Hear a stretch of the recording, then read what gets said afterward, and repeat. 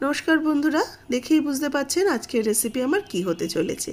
একদম দোকানের মতো নরম তুলতুলে সহজ পদ্ধতিতে বানানো ছানার জিলেপি। এইভাবে বানালে কিন্তু যে কেউ আপনারা বানাতে পারবেন। যে কটা টিপস আপনাদের সাথে শেয়ার করব, সব কটা টিপস যদি ফলো করেন একদম দোকানের মতো নরম তুলতুলে ছানার জিলেপি তৈরি হয়ে যাবে। চলুন দেখে নিই কীভাবে তৈরি করছি আজকের এই ছানার জিলেপি। ছানার জিলেপি করার জন্য এখানে প্রায় আমি 200 গ্রামের মতো ছানা নিয়েছি। ছানাটা আগেই আমি কাটিয়ে রেখে দিয়েছিলাম, কাটিয়ে ভালো করে জল ঝরিয়ে রেখে দিয়েছি। এবার সেই ছানাটাকে প্রথমে একটু হাত দিয়ে মেখে নেব। আর দেখুন, প্রথমে আমি এমনি একদমই করছি না, মানে পাম্প দিয়ে যে ডলা সেটা কিন্তু করছি না, জাস্ট ছানাটাকে একটু হাত দিয়ে ভেঙে নিচ্ছি। এর মধ্যে কিছু বিশেষ উপকরণ দেব, সেই জন্য ছানাটাকে একটু মেখে নিলাম। এবার প্রথমে আমি এর মধ্যে দেব ময়দা দেব 2 চামচ। ঘরের চামচে 2 চামচ ময়দা দিলাম। এর সাথে দিচ্ছি 2 চামচ মতো সুজি। এবার দেব একটা 10 টাকার গুঁড়ো দুধের প্যাকেট। একটা পরিমাপ অনুযায়ী দেবো বলে সেই জন্য একটা 10 টাকা ছোটো প্যাকেট কিনে নিয়েছিলাম, সেটা পুরোটাই দিয়ে দিলাম। 1 টিস্পুন দিলাম চিনি, আর একদম 1 পিঞ্চের মতো দিলাম খাবার সোডা বা বেকিং সোডা। এবার এই সমস্ত উপকরণগুলোকে ভালো করে মিশিয়ে মেখে নেব। প্রথমে উপকরণগুলোকে আমি হাতের সাহায্যে ভালো করে ছানার সাথে মেখে নেব। দেখুন, ভালো করে একদম সমস্ত উপকরণগুলোকে মিশিয়ে নিতে হবে, যাতে চিনি আর সুজি এগুলো খুব ভালোভাবে মিশে যায়। উপকরণগুলো ভালো করে ছানার সাথে মেখে নেওয়ার পর তারপরে এই হাতের ঠিক এই তালুটা দিয়ে আমি ছানাটাকে ঠিক এইভাবে যেভাবে দেখাচ্ছি সেইভাবে ডলে নেব।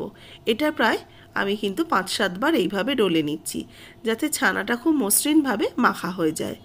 আর এর সাথে যে আমি সুজি, চিনি, ময়দা দিয়েছি সেগুলো যেন ছানার সাথে একদম মিলেমিশে যায়।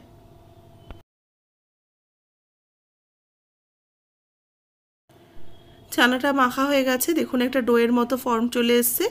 এবার এর মধ্যে আমি দিয়ে দেবো 1 চামচ ঘিটা দিয়ে ভালো করে ছানার মধ্যে মাখিয়ে নেব, যাতে ঘিয়ের ফ্লেভারটাও কিন্তু চলে আসে খুব সুন্দরভাবে।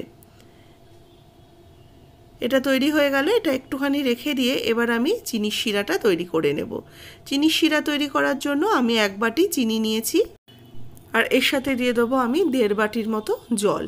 প্রথমে 1 বাটি দিলাম, তারপরে আমি 1/2 বাটি দিয়ে দিলাম। যে বাটিটার মাপ করে নিয়েছি সেই বাটিটার মাপ করেই কিন্তু আমি জলটা নিলাম। এবার চিনিটাকে যতক্ষণ না গলে যাচ্ছে ততক্ষণ একটু নাড়াচাড়া করে নিয়ে এর মধ্যে দিয়ে দেবো 2টো ফাটিয়ে নেওয়া এলাচ। আপনারা চাইলে এলাচের গুঁড়োও দিতে পারেন, আর না থাকলে এরকম আমার মতো 2টো এলাচ এর মধ্যে অ্যাড করে দিতে পারেন। এলাচগুলোকে দিয়ে ভালো করে একটু মিশিয়ে নিয়ে চিনিটাকে ফুটতে দেব। চিনিটার যেহেতু রস তৈরি করব, এটাকে আমি 5 মিনিট ভালো করে এটাকে ফুটিয়ে নেওয়ার পর একটুখানি কেশর দিয়ে দিচ্ছি। কেশরটা দিলে কিন্তু খুব সুন্দর একটা কালার আসে, সেই জন্য কয়েকটা কেশর দানা দিয়ে দিলাম। এবার এটাকে একদম লো আঁচে রেখে আরও আমি মিনিট 4-5 ভালো করে ফুটিয়ে নেব। তাহলেই কিন্তু আমার এই একটা রস তৈরি হয়ে যাবে। চিনির শিরা মোটামুটি তৈরি হয়ে গেছে। এবার এটাকে সাইডে রেখে দেবো গ্যাস অফ করে। এবার দেখুন, এদিকে যে আমি ছানাটাকে মেখে রেখেছিলাম, এই ছানাটা থেকে এরকম ছোট ছোট করে এক একটা করে বল করে নিচ্ছি।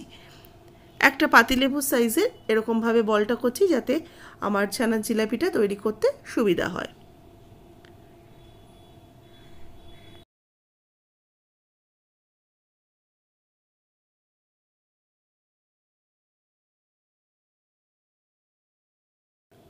আমার এখানে মোটামুটি 9-10টার মতো ছানার বলগুলো তৈরি হয়েছে। এবার বলগুলোকে একটু শেপ দেওয়ার জন্য গোল করে নিচ্ছি, যাতে আমার ছানার জিলাপিটা তৈরি করতে সুবিধে হয়। এবার একটা একটা করে বল নেব। বল নিয়ে এই থালাটার মধ্যেই, যেহেতু আমি মেখেছিলাম একটু ঘি লেগে রয়েছে, সেই জন্য এইটার মধ্যে ঠিক যেভাবে দেখাচ্ছি হাত দিয়ে লম্বা একটা তৈরি করে নিতে হবে। লম্বা যেভাবে আমরা একটা সিলিন্ড্রিক্যাল শেপ দিয়ে একটু লম্বাভাবে এটাকে তৈরি করে নেব। এবার এটাকে যেভাবে দেখুন প্যাঁচটা দেখাচ্ছি সেইভাবে আমি পেঁচিয়ে নেব।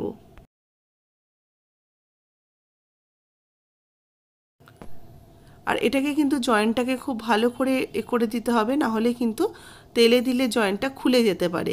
সেই জন্য খুব ভালো করে এটাকে কিন্তু আটকে দিতে হবে। যে দুটো জায়গা জয়েন্ট থাকবে সেই দুটো জায়গাকে খুব ভালো করে আটকে দিতে হবে। আরও একটা নিয়েছি, এটাকেও আমি সুন্দরভাবে করে নেব।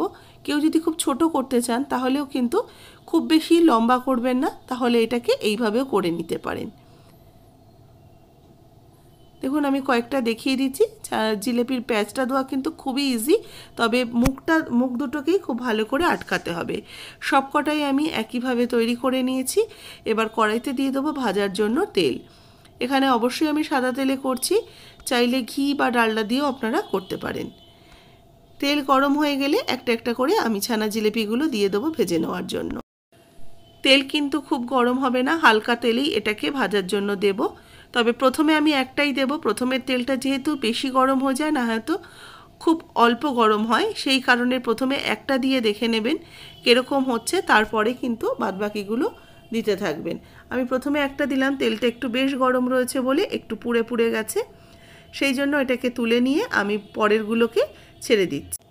গ্যাসের আঁচ কিন্তু একদম লোতে রেখে আস্তে আস্তে ভাজছি।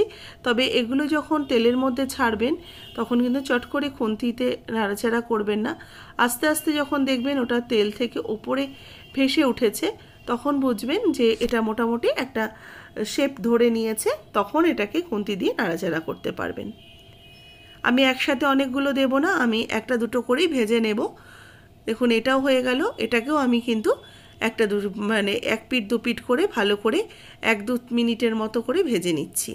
খুব বেশিক্ষণ কিন্তু রাখার প্রয়োজন নেই, একদম লো আছে, মিনিট 2 এদিক ওদিক করলেই কিন্তু সুন্দরভাবে ভাজা হয়ে যায়।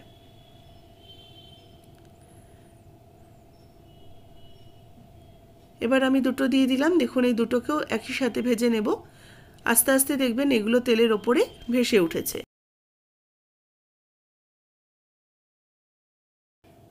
এগুলোকেও ভেজে আমি তুলে নেব।